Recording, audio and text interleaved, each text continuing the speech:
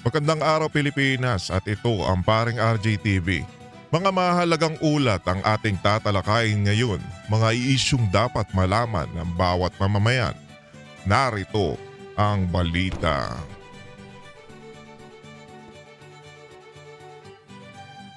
Tito Soto, dismayado sa desisyon ng Supreme Court. Tila inis ang nasabing senador na ibinasura ng SC ang impeachment complaint ni Vice President Sara Duterte.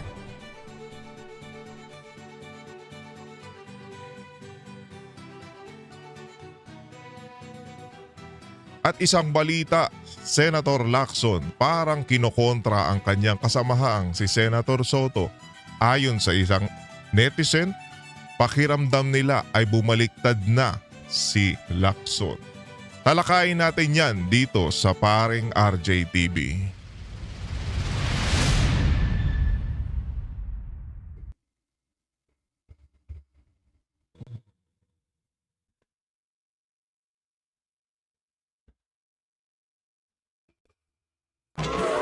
Hoy.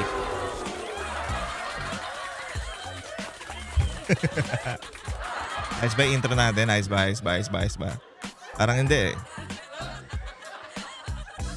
Alright mga pare, ito nga pala si paring RJ at welcome dito sa paring RJ TV kung saan pag-uusapan natin ang mga issue na nangyayari sa ating bayan. Ako po, meron tayong malupit-malupit na issue. Si Tito Soto parang gumuho na ang pangarap. Ano bang pangarap yan paring RJ? Pangarap na ano? Pangarap na maging presidente. Di ba? Hindi, kasi ganun ang lumalabas. Kasi ang nangyari dito, papaliwanag lang natin, bigyan natin kayo ng konteksto mga pare. Bakit ba parang nasasabi natin na naiinis itong si Senator Soto sa mga nangyayari? Kasi unang-una, yung impeachment ni VP Sara, mukhang malabo. Bakit? Hindi, malabo na talaga. Bakit malabo paring RJ? Kasi nagdesisyon na ang Supreme Court na ibasura yung impeachment ni VP Sara. Bakit? Kasi nga unconstitutional nga daw. Well, kita naman natin at naipapaliwanag naman ng mga ilang abogado na bakit unconstitutional. Kasi nga ang nangyari dyan, nagpasa sila ng 4 na impeachment pero hindi tumutuloy yung 3. Pagdating sa pang-4 na impeachment, yun yung pinush nila. So parang ang sabi ng Supreme Court, unconstitutional yan, hindi yan dapat. Pwede naman daw, sabi ni Attorney Respicio, pwede naman daw lahat yan sabay-sabay na maipasa doon. Kaso ang ginawa nila, yung pang-4 lang, pinatagal nila yung 3 at pinarking nila yung 3 impeachment. Kaya medyo weird. At isa pa mga pare, ang sinasabi nilang issue dito kaya nila impeach si VP Sara dahil dun sa 125 confidential funds na sinabi naman po ng COA at may statement naman sila dyan na walang nilabag ang Office of the Vice President sa paggastos ng pondo ng bayan o yung specific na yan na ang tawag dito, confidential funds.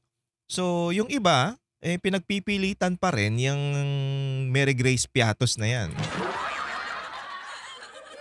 Ilang beses na nating sinabi yan at ilang beses na rin sinabi yan ng ilang mga kilalang political I think political personality na hindi po pwedeng magbigay ng totoong pangalan pagdating dyan sa confidential kasi nga confidential nga yan Nakita nyo yung isang pari na ang confidential funds ito rin po ay public funds.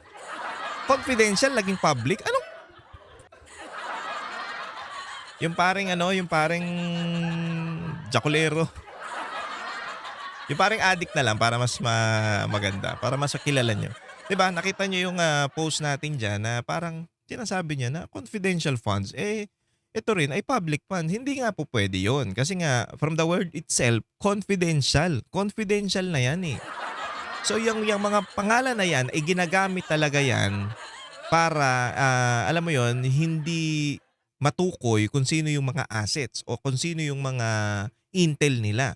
Kaya ginagamit yung mga Mary Grace Piatos, Diamos, Voltis 5, kung ano-ano pa, 'di ba, Power Ranger, kung ano-ano basta kung anong pangalan ang pwede nilang gamitin diyan para hindi matukoy yung mismong pagkakakilanlan nung mismong nagtuturo o yung assets nila, yung mga intel. Yan po yung paliwanag diyan kaya may Mary Grace Piatos, ano ba? Gano'n kasimple, wag niyo lang ipaulit-ulit tapos 125 million i-compare mo doon sa Office of the President na confidential funds na 4.5 I think billion po yun, Hindi ako sure dun sa 4 point basta 4 billion mahigit yung confidential funds ng, Office of the President. So i-compare mo dun, bakit gigil kayo doon? Eh, ito, hindi naman sa sinasabi ko na 'wag niyong imbestigahan o 'wag niyong punahin yung confidential fund ni VP Sara. Hindi yun ang sinasabi natin dito, Wala tayong sinasabing ganyan. Ang gusto nating mangyari kung questionin niyo ang confidential funds ng isa, eh may problema tayo. Bakit dun lang sa Vice President? Dahil galit kayo? Hindi. Kung questionin niyo yung mga confidential funds ng ahensya, dapat lahat. Hindi lang isa. Kaya nga nagiging political di ba? Kasi bakit isa lang? Bakit isa lang ang inaano nyo, ang sinisita ninyo? Eh compare naman dun sa mga ibang confidential funds ng ahensya, ang laki-laki o sa Office of the President na lang eh. Bakit? Meron bang COA report dyan sa OP? Tanong lang naman. Kasi dito sa ating Office of the Vice President, merong report, 3 executive years na walang ang ganda ng ng budget, walang ginastos na iba. Kaya nga itong mga to, putang inang yan, hindi ko na kayo maintindihan. Ano bang gusto nyo mangyari? Well, isa lang naman siguro yan. Gusto nila na mawala tong si VP Sara para nga sila na ang mga...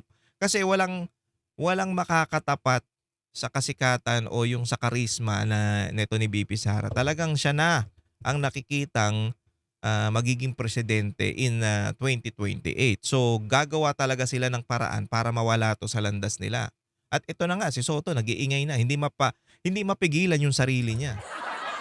Tandaan nyo, ito may pangarap tong tumakbo sa higher position dahil tumakbo na to tumakbo na rin to bilang Vice President at ngayon nga naririnig-rinig natin na baka gusto nitong tumakbo bilang presidente. Kaya nag-iingay na yan sa desisyon ng Supreme Court na parang mali yung desisyon ng Supreme Court, na parang hindi tama yung desisyon ng Supreme Court. Sir, mawalang galang na.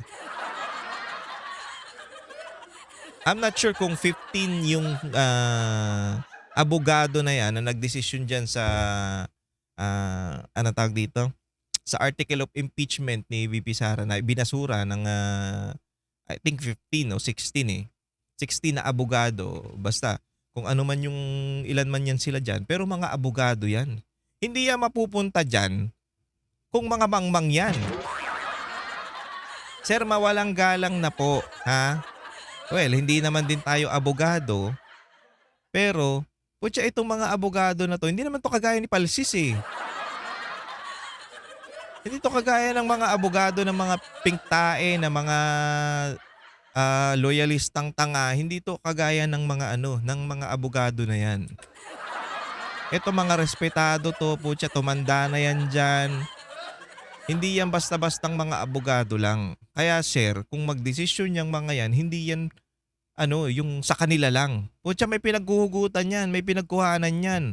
At may mga binasa yung dyan sa mga article ng dyan sa... Kasi sinasabi nito ni Soto yung constitution daw binabago eh. Hindi. Meron yung mga article na nakalagay dyan na nandun na dati. Ano bang pinagsasabi mo? Kaya nga kaya nga nagtataka tayo dito. Bigla na lang 'to naggaganyan, 'di ba? Tsaka ito pa mga pare, bilang isang anong tawag dito? Bilang isang Senate President, hindi ko pwedeng magganyan magsalita ng para kang bata. Senate President ka eh, parang pangalan ng Senate ang hawak mo bilang isang Senate President. Puta, binababoy nyo na nga ni Lacson yan dyan eh. Ngayon parang, ang lumalabas kasi dito mga pare, parang nabababoy yung Senado dahil dito sa mga statement ni Soto. 'Di ba? Puta, Senate President ka, hindi ka dapat magsalita ng ganyan. Hindi niya matago yung nararamdaman niya na inis na putang ina yung pangarap niya ay guguho na. Impossible dream nga sabi niya. Kasi alam nyo, inuuna nila to si VP Sara kasi ito yung malaking balakid sa kanila. Si Marcos wala na yan eh. Oh, eto bigyan ko kayo ng senaryo. Kasi pag eto si VP Sara nawala na. Wala na silang wala nang ibang makakalaban na mas malakas dito kay VP Sara. So, yan ang tinik ng mga dilawan, loyalista, ng kung sino-sinong mga NPA. Ito, tinik yan ni Soto. Yan ang tinik nila. Malaking tinik yan, si VP Sara. So, pag nawala yan, sa panahon na to o hindi na yan makatakbo sa 2028, ang laki ng pag-asa nila. So, magtatakbuhan na yung mga gago na yan. Kasi nga, may pag-asa silang manalo pag wala to sa eksena si VP Sara. Pero kung nandyan yan, ay putya kahit anong takbo nila, kahit magsama-sama pa sila. Hindi nila makakayang tibagin yang si VP Sara. Putyang ina, ginawa, kung ano-ano kasing ginawa nyo. Diba? Alam nyo kung saan ang ginawa ni Marcos. Kung si Marcos ay nagtino, putang ina baka mamaya maging unang-una magiging okay ang Pilipinas. Pangalawa, yung mga kasalanan ng ginawa nila noon, yung mga katarantaduhan nila, mabubura na. O at least na-redeem ni Marcos ang pangalang Marcos, di ba? Ni Marcos Jr. Mariredeem niya. Pero hindi, puta lalong pinalala ng tarantado. Tas lulong pa. Ayan, ayon yan kay Senator Amy, lulong. Anak ng putya. Tapos, andyan pa rin. Anong ginagawa? Gagawa tayo ng ICI para imbestigahan yung mga sino-sino pinapakulong. Patangin na imbis na dapat ang makulong yung mga Yusek na yan, si Bernardo, si Alcantara, yung mga demonyo na yan. 'Di ba? Yung mga binanggit na kontraktor. Putang nakukulong senador. Anak ng putya. O dating senador, para ano? Imbis na si Romualdez, si Zaldico ang pag-usapan, yung Pangulo, putang ina ang kinukulong, sino? Si Senator Bong. Kasi nga, mayroon ng dati nang nakulong, pero acquitted po siya. Malinaw tayo acquitted yan. Dati na yung nakulong. Pero acquitted. So, isang issue lang dun sa mama, ay putya, sasabihin na ng mga tao, inulit na naman, hindi na naman nadala. Yan ang problema sa inyo. Diba? Kaya nga mga pare, napapansin natin dito, itong si Soto, medyo naiinis. Medyo, alam mo yun, medyo yung bad trip siya kasi nga putyang ina. Ang plano nga noon, ma-impeach na si VP Sara, ganun, tapos si Marcos, dalawa sila may impeach. Ang tendency, kaya nandyan siya, ang posibleng mangyari, talagang siya na yung hahawak.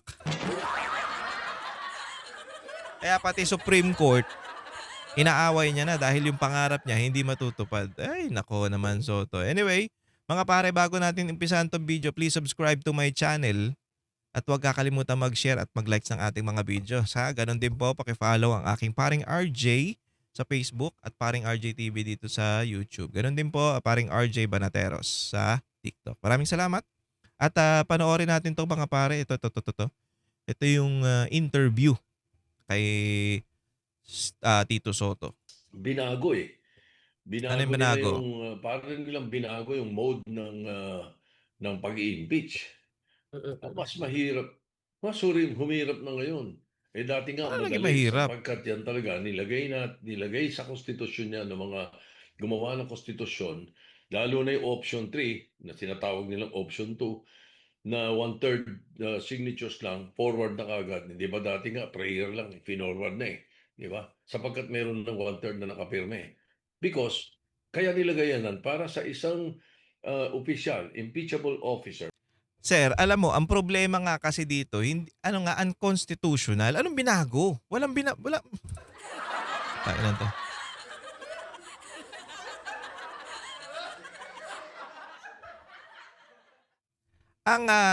I think ang Supreme Court ang magsasabi kung tama ba yung mga desisyon o tama ba yung ginagawa. Sila mag-i-implement ng konstitusyon, ng batas. Kayo ang gumagawa at magpapalit niyang konstitusyon. 'Di ba? Mga senador 'yan. Unconstitutional, hindi naman yan, mga bugoy-bugoy na katulad mo. Na isang komedyanteng artista, tumakbong senador at naging senador, hindi naman yan ganun, sir. Yang mga yan, nag-aral yan ng abogasya, nag-aral yan ng law. Pero eto mga pare, hindi ko sinasabing lahat ng abogado magagaling, matalino. Putang ina, meron dyan si Palsis Bobo.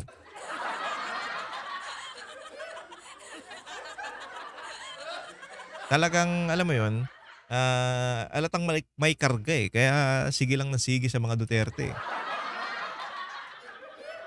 Kita niyo yung mga abogadong malulupit. Si ano, dilawan 'yan, si Attorney Guanzon, pero bakit binabarag niya yung mga dilawang iba?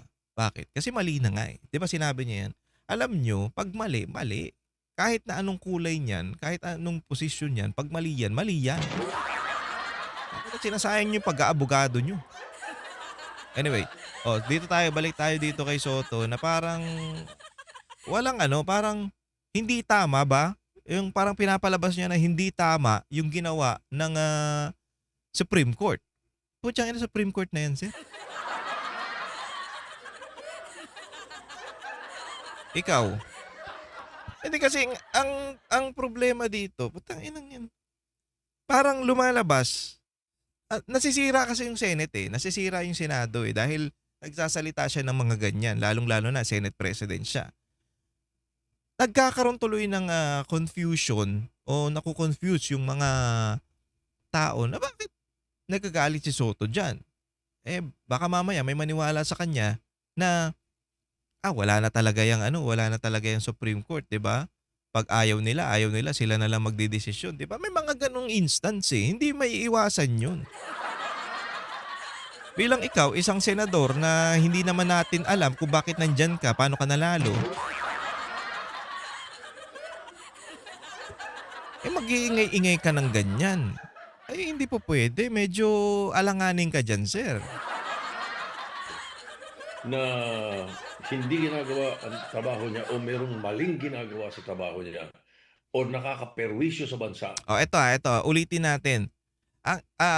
Parang inaano niya dito, kailangan yung impeachable official, dapat daw ganito.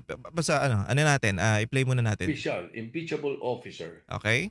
na hindi ginagawa So, ang issue dito yung kay BP Sara, ha? Ang issue dito kay BP Sara, tinutukoy natin yung pagkakabasura ng impeachment complaint ng Supreme Court doon kay sa impeachment ni BP Sara. Okay? Ito pinag-uusapan, ha? trabaho niya o merong maling ginagawa sa trabaho niya o nakakaperwisyo sa bansa, nakakaperwisyo sa ginagawa niya para sa tao, ay pwedeng madaling alisin. Hindi Okay? pwede magtagal. Kaya nilagay yun dun bakit natin pahihirapin ngayon? Okay, ito. Sir, ito nga ang sinasabi natin. Anong maling ginawa ni BP Sara? Anong nakalagay doon? Ha? Anong nakalagay? 'Di ba? Yung confidential funds na mali yung pagkakagastos, ganun ba? Ganun ba 'yon? Okay, mali daw ang pagkakagastos ng confidential funds. Ano yung nilabas ng COA?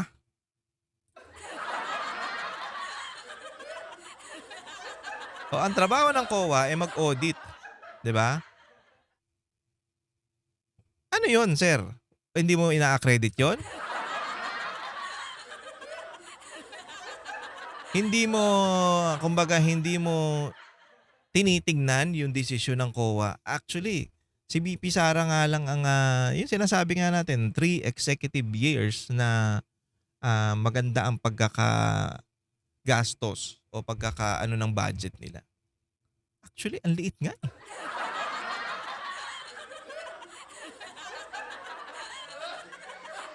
So, yung sinasabi niya na kailangan ng impeachment dun sa mga opisyal na hindi ginagawa yung trabaho niya. Talaga ba? Walang ginagawa ang OBP? Sir, baka ano ka pa, natutulog ka pa ha? Gising-gising din. Ano ba yan eh? Kakait-bulaga mo yan eh. Hindi ba pwede ang mga ganyang statement mo bilang isang Senate President? Ewan ko sa inyo. Kung sa tingin nyo, ganyan ba si Escudero? Hindi. Parang parang siyang alam mo yung parang batang inagawa ng candy na naghihimutok. Ba't ka naghihimutok, sir? Anong problema? Yun ang tanong natin, anong problema? Ikaw lang nag-iingay dyan eh. Oh, hindi nyo ba napansin? Parang siya lang yung nagsisigaw, siya lang nag-iingay pagdating dyan sa pagbabasura ng Supreme Court sa impeachment ni VP Sara. Siya lang. Ano bang gusto mong palabasin, Senator Soto? Ha? Ano ba? Nagtatampo ka ba? Nalulungkot? Nadismaya? Dahil hindi ka magiging presidente? Ganon? Tulad yung ginawa ngayon, tumihirap na. Kaya sabi ko, forgive me, but I think impeachment now is an impossible dream. Impossible yung yung pangarap mo na maging presidente. Kasi hindi mai-impeach si VP Sara. Kasi, alam nyo yung kasamaan ninyo. Puta, tigil-tigilan nyo na kasi yan. Lumabang kasi kayo ng patas. Tayo na ang problema sa inyo, ang dudumi nyo lumaro eh. O, di ba? Ang dudumi nyo lumaro. Kaya ang nangyayari, nagdidismaya kayo pag hindi umaayon sa inyo yung trip nyo. That's one, no? So, sabi ko nga, mga snippets pa lang yung nakita ko. Number two, na gusto kong bigyan ng linaw, my position and my comments have nothing to do with personalities. It has nothing to do with Vice President Sara. It is the principle. It is the principle of ang legislation ay sa Congress, hindi sa Supreme Court. Gusto natin baguhin ang konstitusyon, let's use a constitution. Di magreklamo ka sa Supreme Court. Sige, pumunta ka doon sa Supreme Court. Ewan ko kung paano mo gagawin yan. Sige, magreklamo ka doon. Legislation nga sa Congress. Anong ginagawa ng Congress? Putangin nang yan. Unang-una, hindi na nga tama yung paggaano nila ng impeachment eh. Puta, di ba sinabi nga, nagkaroon ng bayaran dyan para sa pirma ng impeachment ni VP Sara. Di ba? Di umano. Pangalawa, na hindi nila inayos yung pagpapasa nila ng impeachment. 1, 2, 3, 4. Pero yung pang-4 lang ang inangat nila.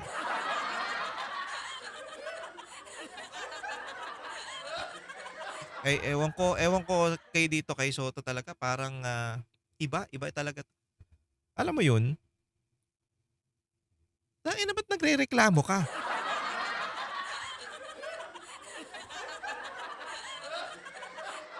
At parang ikaw yung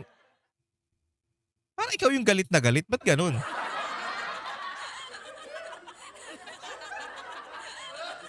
Kasi kung tutuusin, ang medyo mag-iingay dyan ngayon, yung mga, alam mo yon, yung mga niyang impeachment, nag-asikaso niyan, yun yung mga magsisigaw dyan. Hindi nyo na inaayos. Wala nang dyan.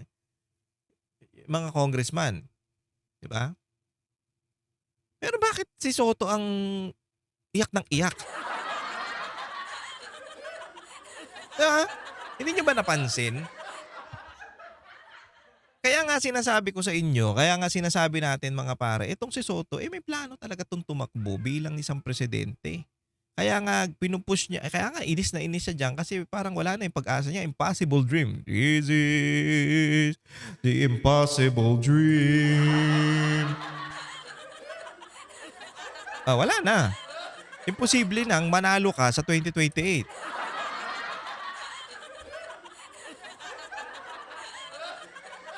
Kasi alam niyo mga pare, pag tumakbo to ng 2028, meron pa naman tong 3 years kasi kakapanalo niya lang ng 2025. So meron pa siyang 3 years na kaya pag tumakbo siya ng ano yan parang win-win. Kumbaga pag tumakbo siya ng presidente at wala na si BP, for example, na impeach niya si BP Sara, na wala si BP Sara diyan sa posisyon o hindi na siya makakatakbo sa 2028. So pag tumakbo to ng presidente, win-win 'yon. Kung manalo siya, presidente siya. Kung matalo siya, senador pa rin siya. So malakas ang loob nito.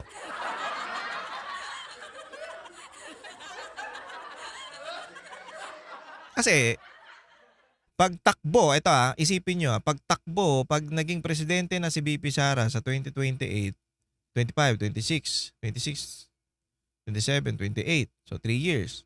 3 years na siya. 29, 30, 31. Ewan ko, 31 ba? 2031? Hindi na siya senador nun. Sa 20... 6 years pa ulit. 28, 29, 30, 31, 32, 33, 34. 33 yata. 33 o 34. Bago ulit magkaroon ng presidente. 6 years, di ba? So wala na siya nun. Hindi na siya senador nun. Pag tumakbo siya ng presidente nun, wala na siyang pag-asa. Kasi unang-una, malamang talo siya. Di ba? Pangalawa, wala pa siyang posisyon. So ngayon nga, medyo may pag-asa siyang makapag-ingay o may pag-asa siyang trabaho, alam mo yun, ngaw-ngaw kasi nga naka-posisyon pa siya bilang senador. Manalo matalo, nandyan siya sa posisyon, 'di ba? Kaya nga ang gusto niyan, mawala si BP Sara. Alam mo sir, medyo ewan ko kung ang mga senador na, hindi ko alam kung merong mga senador tayo na naiinis na dito sa statement ni Soto hindi ko alam. Pero malamang meron na yan kasi unang-una, bilang isang Senate President, hindi ka pwedeng magpakita ng mga ganyang style mo, emosyon mo. Para kang pumapaling eh. Although balimbing ka naman talaga. Hindi kasi para siyang pumapaling, para siyang alam mo yon, may pinapanigan, hindi po pwede bilang isang Senate President, dapat patas ka lang. Kung anong desisyon ng Supreme Court, wala ka na magagawa yan. Supreme na yan eh. Supreme Court. Parang confidential. Confidential, Supreme Court. Supreme, pinakamataas.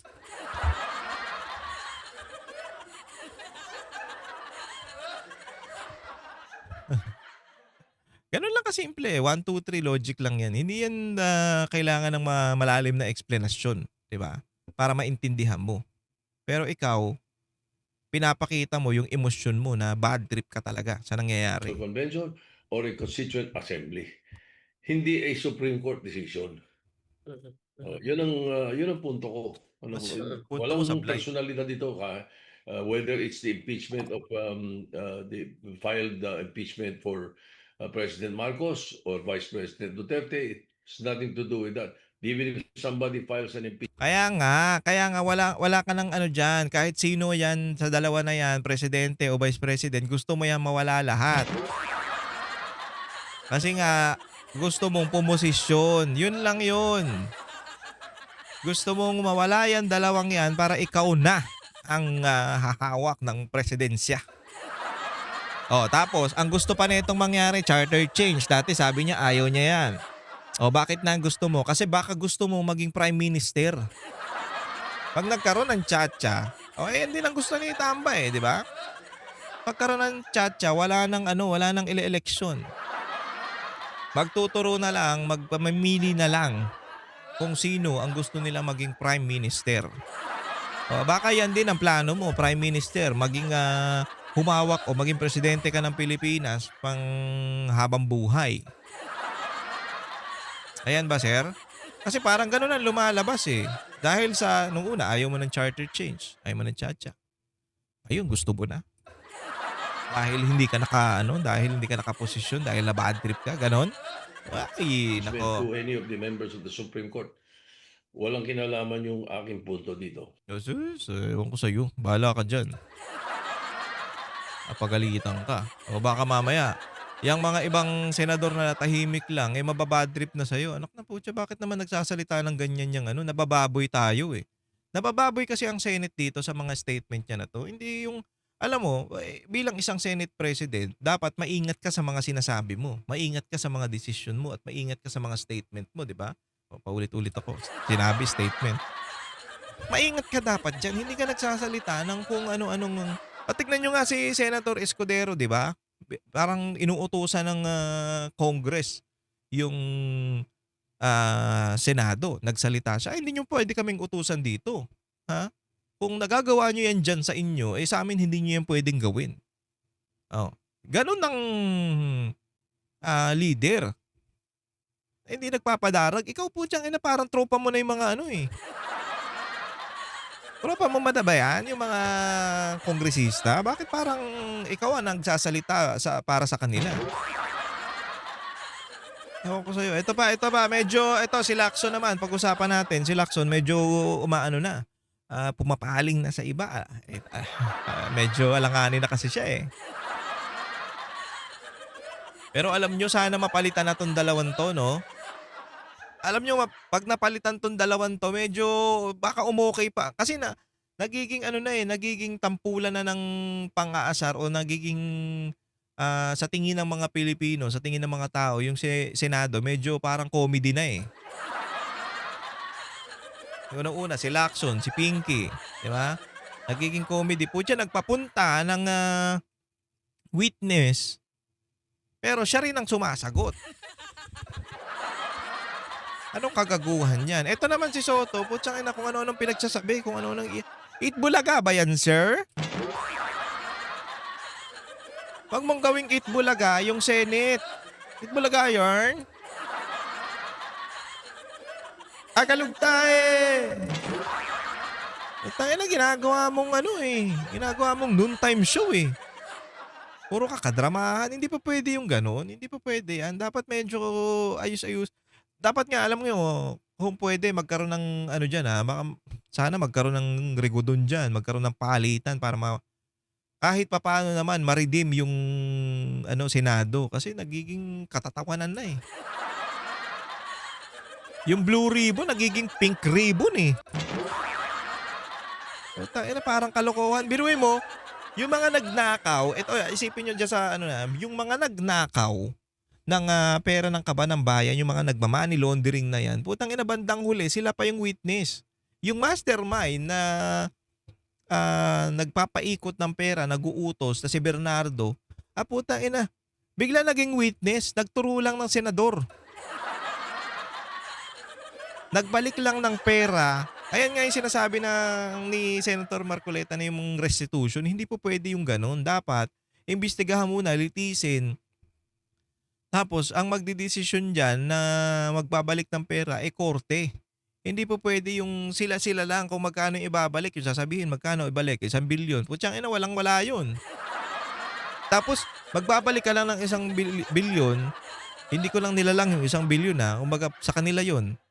Parang barya lang yun sa kanila. Magbabalik ka ng 1 bilyon, tapos witness ka na, safe ka na. Magtuturo ka lang ng iba. Kahit bula-buladas yung yung statement mo, basta makapagturo ka at makapagbalik ka ng pera, safe ka na. Ang gago, di ba? Putang ina, ginagawa niyong kalokohan tong nangyayari sa bayan eh. Putang ina, hindi naman kayo apektado, di ba? Sa tingin niyo, apektado yan sila Soto? Apektado yan mga yan? Sa mga nangyayari sa bayan? Apektado ng bahayan? Apektado yung kagaya ng kagutuman na nangyayari sa bansa? Apektado ng kawalang trabaho ng mga Pilipino? Hindi naman apektado yung mga yan. Putang ina, mayayaman yan eh.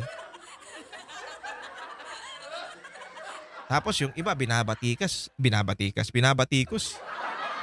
Si Senator Bongo, 'di ba?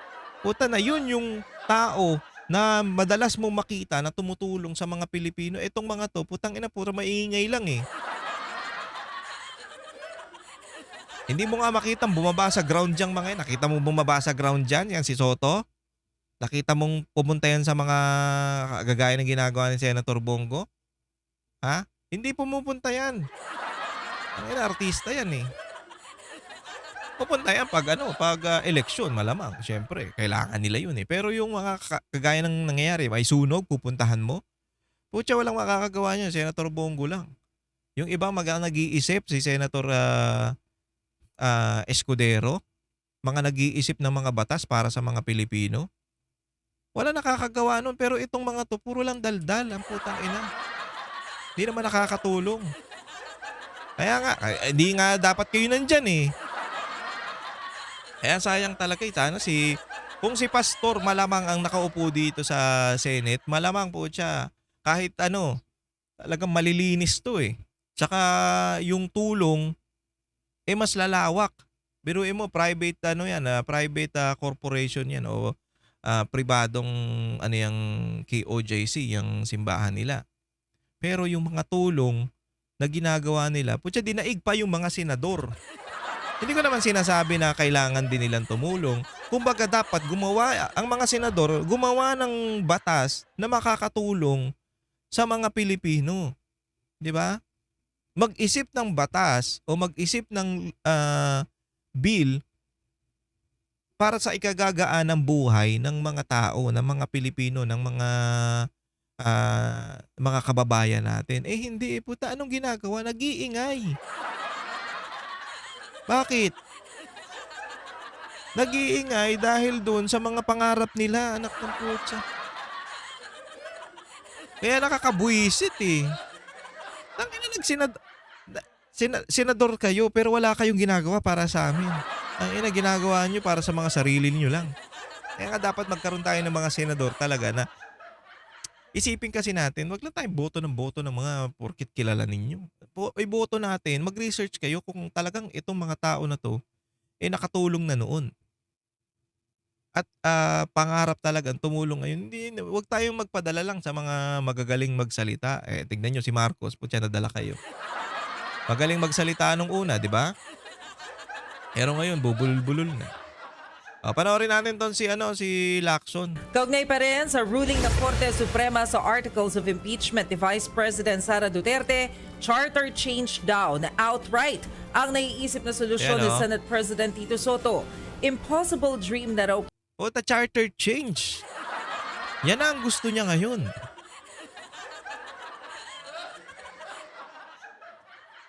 Kasi ano ba ang charter change? Para ka ng prime minister niyan. Yan. Yung sinabi ko kanina mga pare. Para ka ng prime minister niyan. Wala nang eleksyon yan.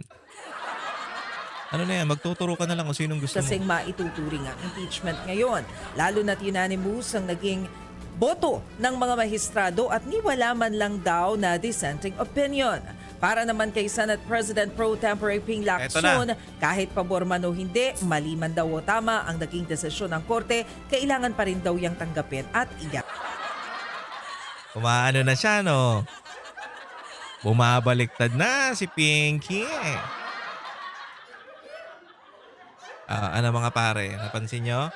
Bumabaliktad na siya. Kinakalaban niya na yung tropa niya. Pucha, hindi po pwede. Kailangan lumaro na ako dito. Ganyan kagaling.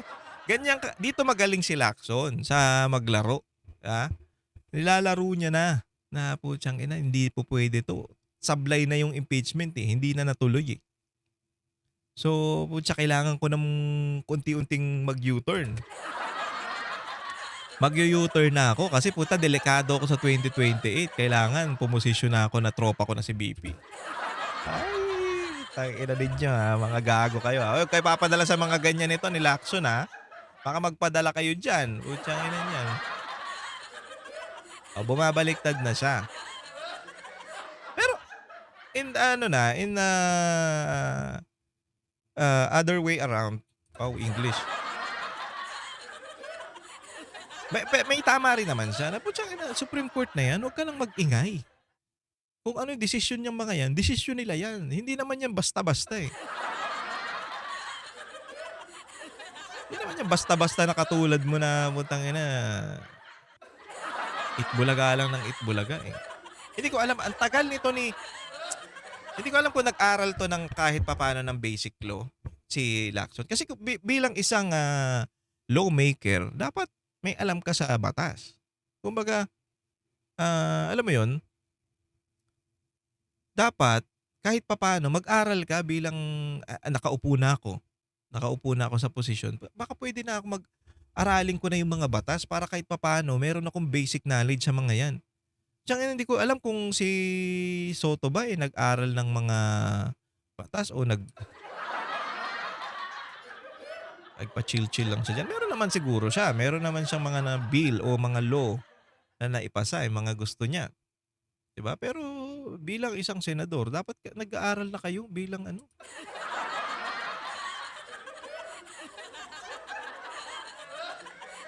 mga lawmaker kayo, dapat maalam kayo sa batas. Kung nararapat ba 'yun. Hindi yung basta-basta na lang kayo. Ano yan, pamparami lang kayo diyan? lang.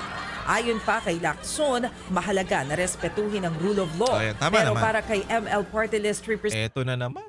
Eto lawyer to pero bobo to. Para lang kasi saba ng sabay. Hindi, para lang para lang sa dahil nga Duterte, kaya ayaw niya. Laila De Lima, kahit ideklara ng unconstitutional ang naturang mga artikulo, hindi pa rin inaabsuelto ng korte ang mga akusasyon laban sa bise. Ayan ang problema. O, akusasyon laban sa bise. Okay, akusasyon. Akusasyon pa lang yan eh. Ang pinapalabas nyo na ang sama na nung ali. Puta, wala naman kayo mapatunayan. Naglabas nga ng ang COA di ba? Naglabas ang tawag dito ng statement ng COA, di ba? O malalabanan nyo ba yun?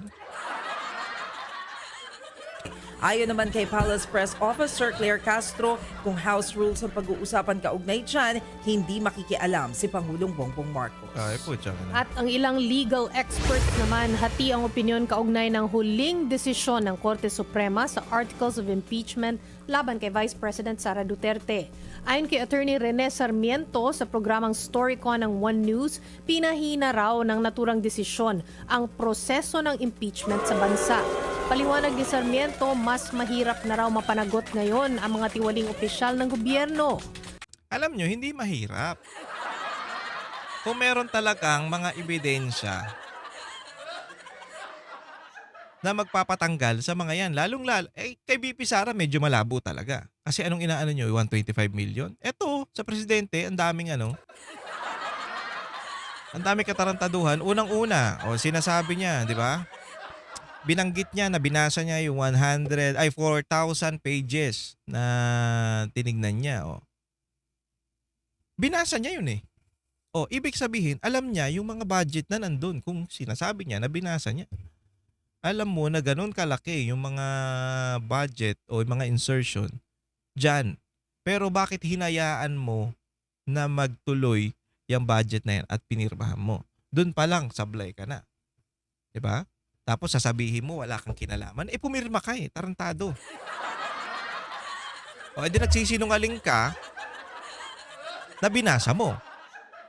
Kasi kung nabasa mo yung mga katarantaduhan na yan, kung ikaw nasa matinong pag-iisip at hindi ka kasabwat ng mga tarantado na yan, hindi mo pipirmahan yan, papaulit mo yan.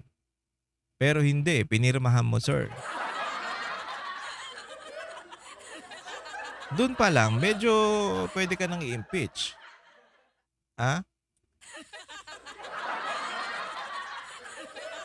Tapos may lumalabas pa, eto, yung ka nga daw, isa kang masasabi natin na lulong ka nga daw, ang nagsabi niyan si Senator Amy. Marami na ring mga nagtuturo niyan, sinabi rin niya ni Pangulong Duterte. Pero ayaw mong magpa-hair follicle drug test. Bakit? Kung ikaw tinatanggihan mo yan, may tinatago ka. Marami nang nanghahamon sa'yo bilang isang public official, dapat meron tiwala sa'yo ang taong bayan. Wala nang tiwala So wala nang tiwala sa'yo yung taong bayan, dapat umalis ka na dyan. O dapat ikaw ang ma-impeach. Yan ang dapat ma-impeach ang presidente, hindi itong vice president. Anong gusto nila? Gusto lang kasi nilang ma-impeach si BP Sara para hindi na makatakbo sa 2028. Oh. Kasi ang mangyayari niyan, pag ito nawala si VP Sara, baka pwede si Soto ang maging Vice President. Now, papa-impeach din nila si Marcos para mangyari, si Soto na ang maging presidente. Yes. Tapos tsaka nila babaguhin. Pag presidente ka, meron ka ng makinarya. Madali ka na lang manalo. Kasi unang-una mga pare, tandaan nyo, wala na si VP Sara sa eksena. So wala na siyang matinding kalaban. Malaki ang pag-asa niya na magtuloy-tuloy siya hanggang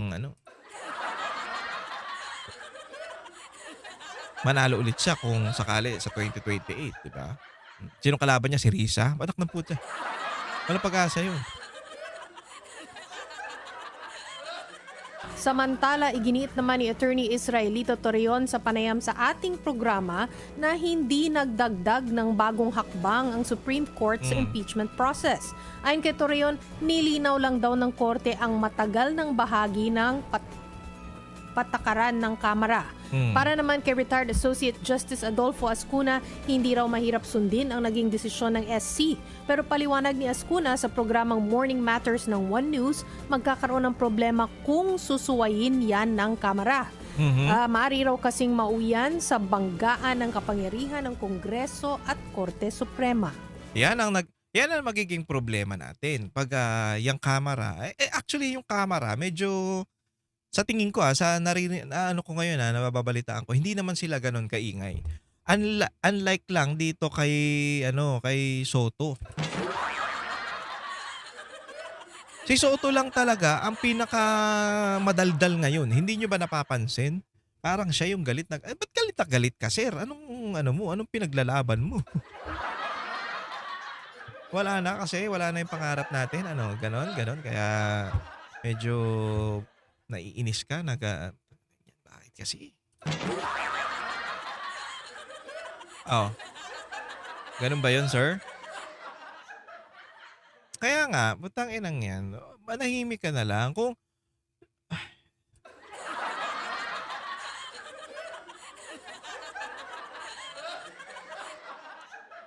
wala na talaga, wala na. Wala na kayong magagawa dyan. Meron naman na. Alam ko may mag-file para paulit ng impeachment dyan sa February 6. Kay VP Sara kasi dumaan na nga yung 1-year bar rule . So, magkakaroon ulit ng impeachment dyan. Ewan ko kung yun pa rin ba.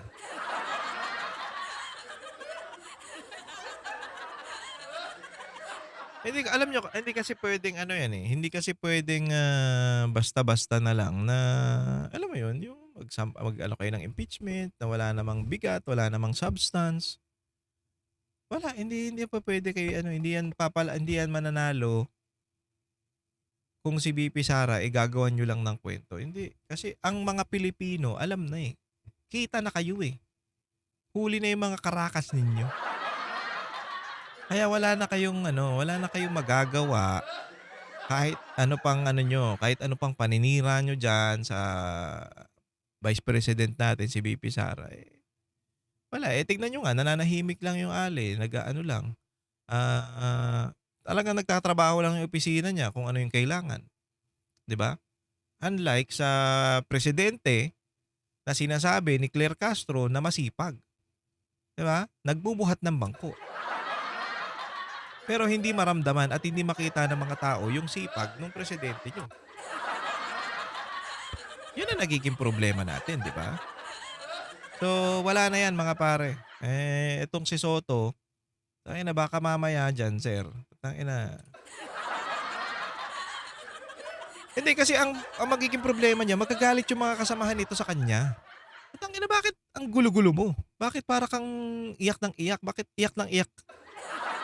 Parang ikaw yung apektado. Ikaw ba yung nag-file ng impeachment? Hindi, kasi siya ang makikinabang pag nawala tong presidente at vice president. Diba? Baka siya ang makinabang. Kaya nagagaganyan siya. Pero putya may makakasamahan ka dyan na ninirespeto yung SC. Paano yan?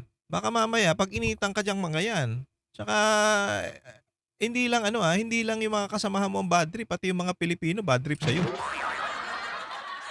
Tapos sinasabi niya siya ang boses ng ano, ako ang boses. Parang bilang isang ordinaryong Pilipino, ako ang boses. Hindi ka ordinaryo, sir.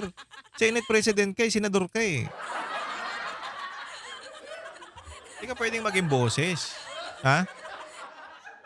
Boses ka ng Senado kasi ikaw ang Senate President. Pero dahil boses ka ng Senado, parang nababastos yung Senate dahil sa mga statement mo, dahil sa mga sinasabi mo na hindi maganda, na hindi magandang tignan at medyo parang medyo baka mainis sa'yo yung mga kasamahan mo dyan na ano ba to? Bakit kaya kailangan mo magsalita ng ganyan? Oh, kahit nga yung tropa mong si ano, yung best friend mong si Lacson, kinokontra ka na eh. Oh, 'di ba? Oh, malamang yariin ka, mayari ka diyan sa mga sinasabi mo. Ano kasi sir, mag-ano-ano ka na, ano ka na eh, tatanda ka na eh. Mga kasabayan, mga unang-una pang mga senador, wala na dyan eh. Ikaw na lang yung nananatili. Bakit hindi ka pa magpahinga? Okay ka na. Kota ka na eh. Bigyan mo naman yung ano, yung iba na ano, magkaroon ng chance na maglingkod sa bayan. Na baka may mga alam sila, lalo na yung mga kabataan na kung may mas bata sa'yo. Kasi ikaw, ano ka na eh, okay ka na eh, panalo, ano ka na eh, kota ka na eh. Solve ka na ba? Solve ka na sa pagiging senador. Kaya tama na, mag-ano naman tayo, chill-chill ka na lang sa buhay mo. Kung gusto mo, tumakbo kang presidente, kalabanin mo tong si VP Sara kung manalo ka. Anyway mga pare, maraming salamat sa pagsama sa akin. Kung nagustuhan nyo yung ating video, please subscribe to my channel at huwag kakalimutan mag-share at mag-likes. Paring RJ sa Facebook, paring RJ TV sa YouTube, at paring RJ Banateros sa TikTok. Maraming salamat. DCAR 1026. Paki-follow po. Vox Populi tuwing Sabado yan. At syempre ang Banateros 2.0. Maraming salamat mga pare. Ingat po kayong lahat and God bless you all. Ako po si paring RJ.